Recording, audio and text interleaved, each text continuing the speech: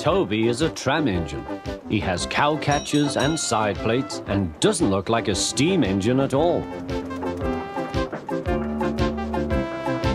He takes trucks from farms and villages to the main line and is cheerful to everyone he meets.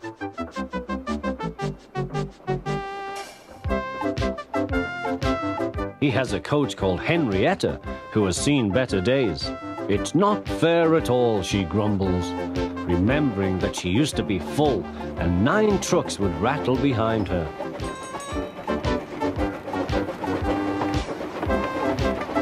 Now there are only 3 or 4, but the farms and factories send their goods mostly by lorry. Toby is always careful.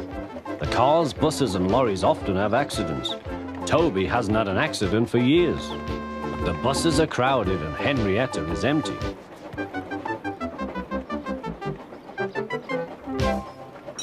A lady and a stout gentleman stood on Toby's platform.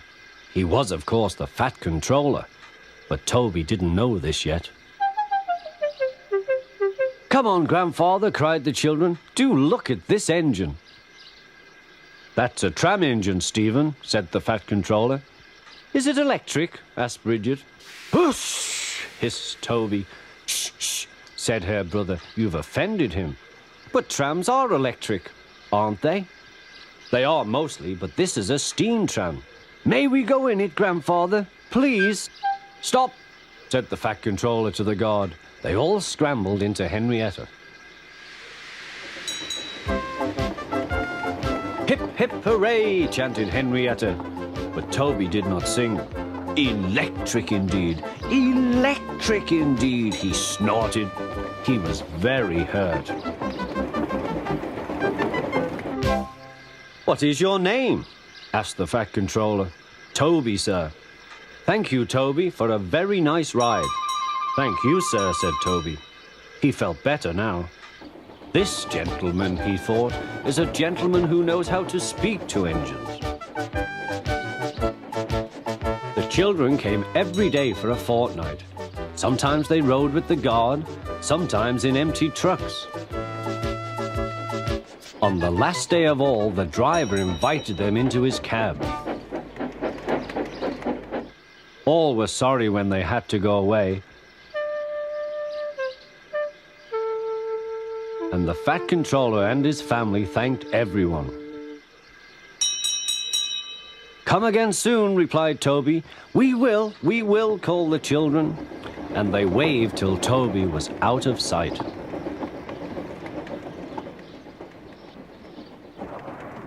The months passed.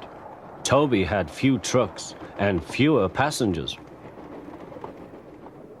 "Our last day, Toby," said his driver one morning. "The manager says we must close tomorrow." That day, everyone wanted the chance of a last ride. The passengers joked and sang, but Toby and his driver wished they wouldn't.